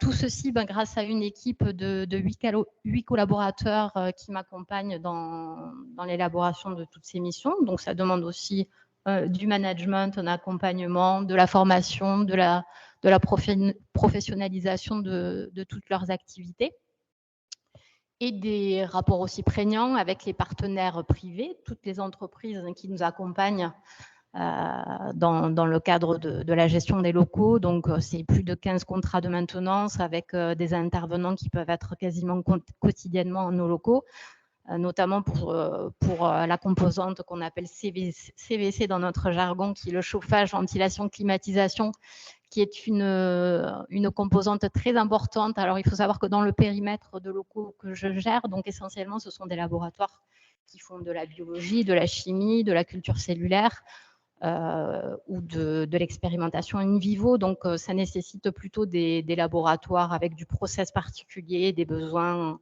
en eau glacée, en gros équipements, parfois de plusieurs tonnes. Donc, on n'est pas du tout sur des locaux tertiaires, sur d'autres types de laboratoires. Et bien sûr, les partenaires publics, parce que sinon on s'ennuierait, avec qui aussi on est énormément en contact au travers de toutes les conventions d'occupation de locaux qu'on peut avoir. Il faut savoir qu'on n'est pas propriétaire de la totalité des 41 000 m² de locaux, à peu près de la moitié en pleine propriété. Sur l'autre moitié, on assure la charge de propriétaire des locaux, c'est-à-dire qu'on a souvent des conventions d'occupation à titre gratuit, mais en contrepartie, on assume toutes les charges de propriétaire de ces locaux, et notamment, on a pas mal de partenariats avec le CHU et l'université à ce propos. Tout ça pour vous dire qu'il ne reste pas beaucoup de place pour s'occuper de la composante environnement que j'ai placée en vert. Mais en créant ce diaporama, je me suis rendu compte quand même que dans énormément des actions que j'ai représentées avec le petit vert sur les bulles, forcément, l'environnement est dans l'ADN, on va dire, d'un responsable immobilier et intervient dans beaucoup des décisions qu'on prend ou des stratégies qu'on prend ou des dépenses qu'on engage. Forcément, quand on est éco-sensible ou éco-engagé, en tout cas, c'est une composante qui intervient à plusieurs niveaux. Donc, dans cette deuxième partie, je voulais vous parler des orientations plutôt gouvernementales, en tout cas là, européennes. Alors, le but, ce n'est pas de vous faire une liste à l'après-vert de tout ce qui est paru et tout ce qui est sorti. Tout ça pour vous dire que ça commence dans les années 70. Je rejoins ce qu'a dit Pierre tout à l'heure. On voit qu'en fait, tout ce qui est en train de sortir, en tout cas en termes de loi, de pacte vert, toutes les circulaires que je vais vous montrer ensuite, en fait, tout ça est impulsé depuis les années 70 et que finalement, on redit des choses qui ont déjà été dites auparavant. Et à noter que la réglementation européenne, finalement, a un impact important, en tout cas pour le patrimoine in fine que nous gérons de façon locale, puisque 80% de la législation française en matière d'environnement est d'origine communautaire.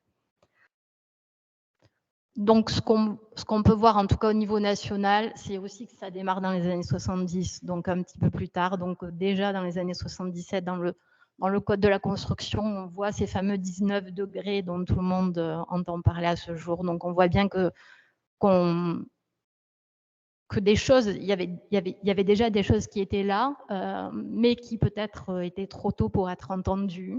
C'est ces questionnements qu'on peut se poser, de pourquoi finalement on n'a pas déjà appliqué toutes ces consignes de bon sens qui étaient proposées afin de réaliser des économies d'énergie, déjà depuis des années. Voilà. Dans les moments importants, donc on a beaucoup parlé du bilan d'émissions de gaz à effet de serre qui a été rendu obligatoire en 2019, donc obligatoire de le réaliser tous les 3 ans. Donc, je n'ai pas prévu de vous le présenter moi aujourd'hui. Donc, il faut savoir qu'effectivement, ce qui est très important dans un bilan de gaz à effet de serre, c'est le scope qu'on met derrière.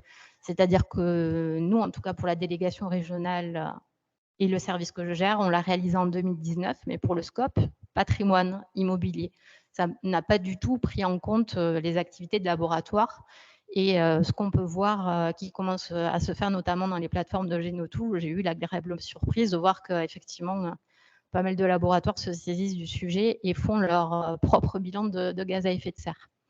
Et le prochain, du coup, sera réalisé cette année pour notre périmètre. Voilà. À noter, depuis 2020, les circulaires et les décrets s'accélèrent. On voit bien que le gouvernement impulse des décisions assez fortes en matière d'orientation énergétique, et on voit que le volet thermique est prégnant, puisque dans les gisements d'économie d'énergie identifiés au travers de toutes ces circulaires, on voit bien que le sujet de la température des locaux est le sujet qui prêterait à obtenir le plus de résultats en matière d'économie d'énergie. En ce qui concerne l'INSERM, du coup, sous cette impulsion, l'INSERM a créé son propre plan de sobriété énergétique.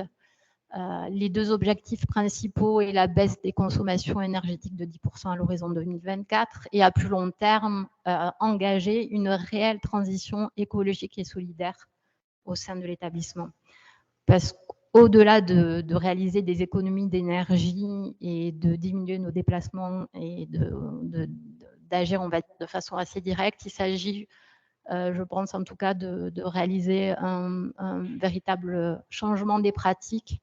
Et on est vraiment dans le cadre d'une transition, en tout cas dans nos pratiques de travail. Donc, le détail du plan de sobriété énergétique est consultable. Je vous ai juste montré les 9 mesures phares qui sont affichées dans ce plan. Donc, à noter que les 5 premières mesures ne concernent que le domaine du CVC, donc chauffage, ventilation, climatisation. En synthèse, 19 degrés en hiver. En été, on ne climatise qu'à partir de 26 degrés.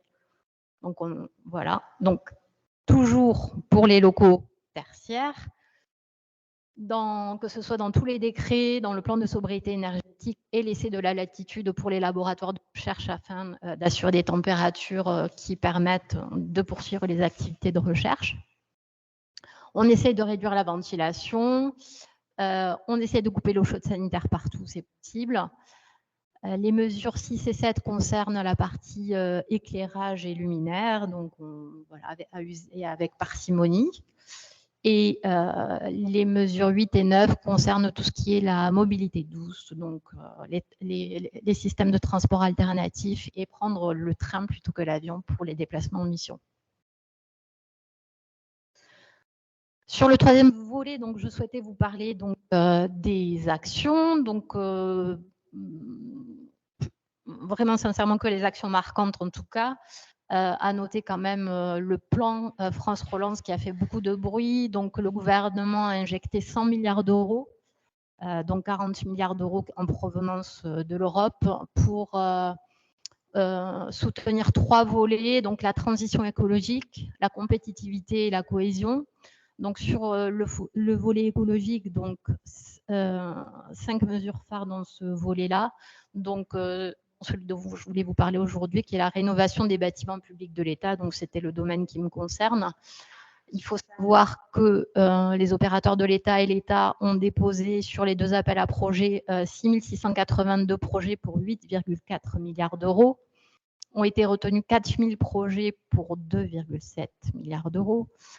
Dans ceux-ci, les instituts dépendants du ministère de l'Enseignement supérieur et de la Recherche ont eu 1054 projets retenus pour 1,3 milliard d'euros, sachant que le périmètre du MESRI représente 18,5 millions de mètres carrés de locaux. Ce n'est pas une petite paille. L'INSERM en France a obtenu 14 projets pour 8 millions d'euros et l'INSERM à Toulouse, un projet pour 250 000 euros. Donc, on voit des 100 milliards d'euros.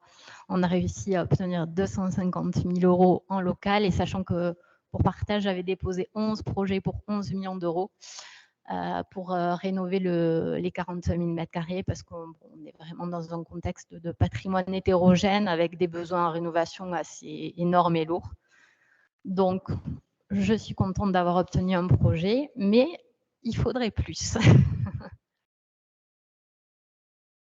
Les actions nationales, donc il faut savoir qu'en tant qu'opérateur de l'État, on dépend du département de l'immobilier de l'État, qui a pour mission de mettre en œuvre la politique immobilière de l'État. Donc c'est un département qui dépend de la DGFiP. Les 2 grands principes de la politique immobilière de l'État, c'est l'optimisation et la valorisation du patrimoine. Donc, on s'intéresse bien sûr beaucoup à quantifier les espaces qui appartiennent à l'État pour mieux les connaître et puis pour mieux les gérer in fine, puisqu'il y avait quand même, il faut le dire, un petit peu de retard. L'ADUE, c'est d'outils qu'on appelle le système d'information de l'immobilier de l'État.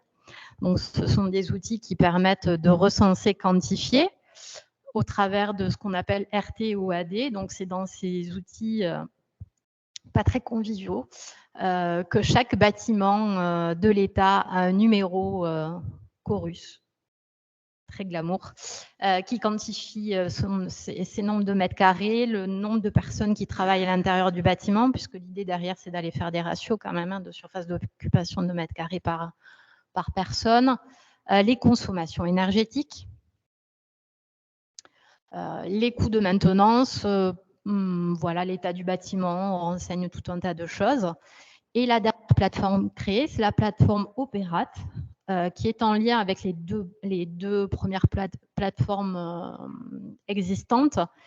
Et l'idée, c'est grâce à cette plateforme d'aller contrôler les fameux 10% d'économie d'énergie à faire d'ici 2024 et les futurs moins 30% et les futurs moins 40%. C'est par ce biais-là et par les données que nous renseignons que vont être regardés si les objectifs sont atteints ou pas.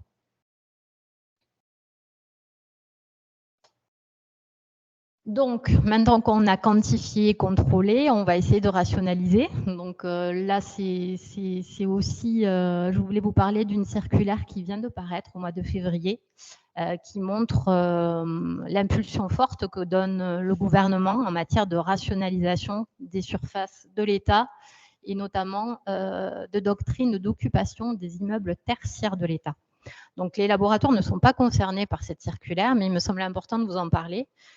Parce qu'elle est assez forte. Donc, on voit clairement que l'État encourage à avoir une nouvelle vision de conception des espaces de travail. Donc, pour dire le mot que tout le monde connaît, que personne n'aime, c'est le fameux mot open space, ou ce genre d'organisation, et propose ou impose en tout cas de nouveaux ratios normatifs de 18 mètres carrés de surface utile brute par résident, parce qu'on ne parle plus de poste de travail, de bureau. On dépersonnalise un petit peu le poste de travail et on le voit mobile, transférable, partageable. Donc voilà, on impose ce ratio à ne pas dépasser dans le cadre de tout nouveau projet de construction ou de prise à bail privé. Et on parle effectivement on met en place de nouveaux indicateurs, donc position de travail, rendement de plan, surface de bureau aménageable. Pourquoi je vous parle de ça? Parce que effectivement, ça ne touche actuellement pas les laboratoires, mais est-ce que finalement, bien que ce soit que les locaux tertiaires qui soient concernés, est-ce qu'il ne faut quand même pas se sentir un petit peu concerné par ces nouvelles façons de voir les espaces de travail qui font suite au télétravail massif, au nomadisme dans le cadre des activités que nous faisons et qui, effectivement, pourquoi pas, nous amènerait à prendre en compte le taux d'occupation d'un bureau et de le corréler à un impact carbone ou un impact énergétique. Et du coup, effectivement, est-ce qu'il ne faudrait pas être amené à rationaliser ce genre de sujet? Les initiatives locales, hein, donc qu'est-ce qu'on fait en local dans un service patrimoine qui gère des locaux de recherche? On isole les locaux dès qu'on peut, dès qu'on a un peu de sous, on isole. Ça dépend évidemment d'arbitrage aussi national, hein, c'est pas dans le cadre des budgets d'entretien courant qu'on nous délègue qu'on peut mener ce genre d'opération, mais on arrive à faire des choses petit à petit.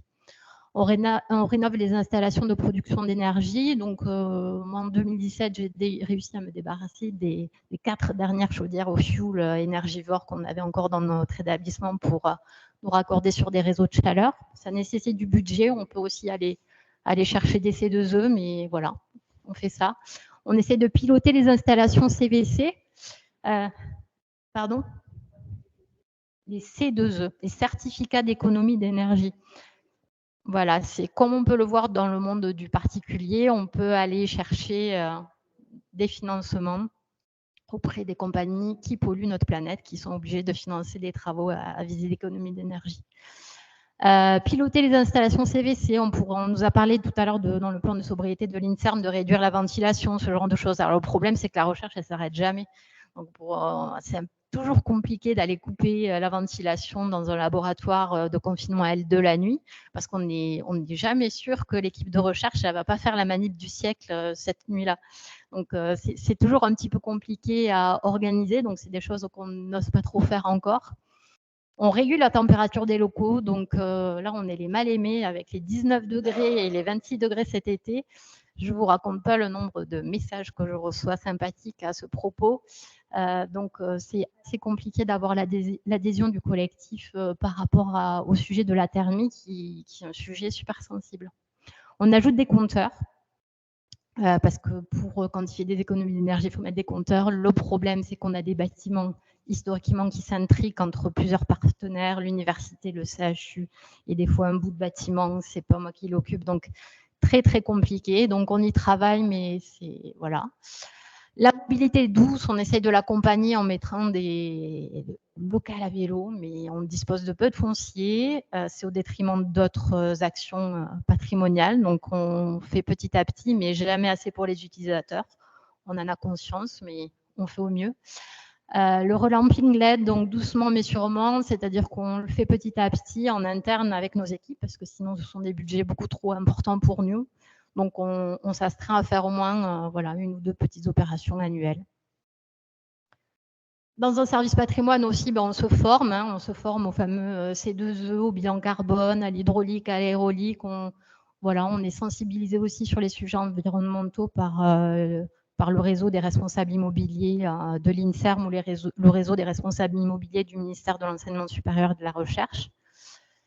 On répond aux appels à projets, on ne se décourage pas, même si on n'en a pas forcément beaucoup, mais il faut aller chercher de l'argent parce que sinon on n'y arrivera pas.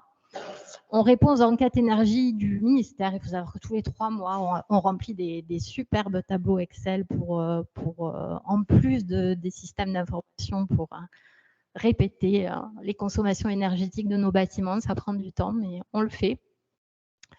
On assure un bon suivi de la maintenance des locaux, parce qu'aussi ça passe par là. Il faut vraiment entretenir les locaux et le faire de façon efficace, de façon à être le moins énergivore possible. On assure le suivi des consommations énergétiques dès qu'on peut, comme on peut, sachant que, bon, ça de mon service, je n'ai pas de personne dédiée à cette mission-là, mais ça le nécessiterait. C'est des nouveaux métiers à créer qu'on espère avoir bientôt. Et on essaie de sensibiliser les agents le mieux possible à cette transition énergétique, écologique, je ne sais pas comment l'appeler. Dans les laboratoires au quotidien, il y a beaucoup de choses qui sont faites, donc c'est un petit peu en dehors de mon périmètre, c'est un peu à côté, mais c'est important de le dire, de rappeler qu'il y a des comités de développement durable qui se développent avec de l'affichage, de la communication, du tri sélectif, on favorise l'utilisation d'ustensiles réutilisables, on encourage l'activité sportive au sein des labos, le forfait de mobilité durable, alors ça c'est quelque chose qui a été développé aussi depuis le national. Co-construire demain, donc ça c'est les actions initiées, c'est de mon point de vue effectivement, c'est co-construire demain, il faudrait organiser des espaces de rencontre comme aujourd'hui un peu, mais encore et encore plus entre les équipes de recherche et les services support que je représente aujourd'hui. Je pense qu'effectivement, c'est ensemble qu'on trouvera des solutions en créant des espaces de rencontre, en accompagnant au changement des pratiques, parce que ça, c'est un métier à part entière. On se rend compte que le changement peut faire peur à l'humain, dans le cadre d'organisation encore plus, et du coup, c'est une belle démarche et un réel investissement d'aller dans ce changement des pratiques, notamment des espaces de travail. Donc, mener une politique d'achat vertueuse, on l'a vu, les achats ont un grand impact carbone. Mutualiser les équipements encore plus. Alors, c'est vrai qu'aujourd'hui, il y a les plateformes, c'est très bien, mais est-ce que finalement, il ne faudrait pas aller encore plus loin et mutualiser même le PSM du laboratoire pour qu'il soit utilisé à 100% par le centre de recherche et peut-être pas 25% par une équipe, 25% par une autre équipe, et essayer d'avoir un regard un peu différent, peut-être quant à l'utilisation des équipements scientifiques, se les désapproprier, peut-être, c'est question. Je ne dis pas que c'est ça qu'il faut faire, mais je dis qu'il faut s'interroger, en tout cas. Et donc, pour repenser le laboratoire de demain et penser en tâches de travail et non en espace de travail. C'est au lieu de se dire j'ai besoin d'un laboratoire de 100 mètres carrés pour mener ma recherche, c'est plutôt dire comment est organisée ma recherche de travail au laboratoire. Je travaille à la paillasse 1 heure, je travaille au PSM 2 heures. Et puis essayer de rassembler tout ça, tous ces morceaux, et pourquoi pas repenser le laboratoire de demain de façon à pouvoir rationaliser les surfaces des laboratoires, parce qu'on le voit bien, je pense qu'on aura de moins en moins de mètres carrés à notre disposition, ou pour lesquels, en tout cas, il faudra apporter des ratios d'occupation optimisés, de façon à être sûr qu'on occupe les locaux qui nous sont mis à disposition dans des ratios élevés. Donc, pour conclure, je voulais partager avec vous les questionnements que je me pose,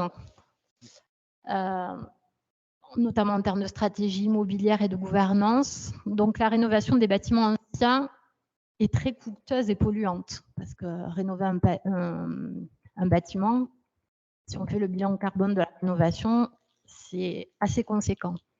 Donc, est-ce qu'il faut vraiment agir par rapport à ça, finalement? Est-ce qu'il faut rénover à outrance? C'est une question. Le coût de la construction n'a cessé d'augmenter. Donc, l'indice du coût de la construction a augmenté de 16% entre 2020 et 2020.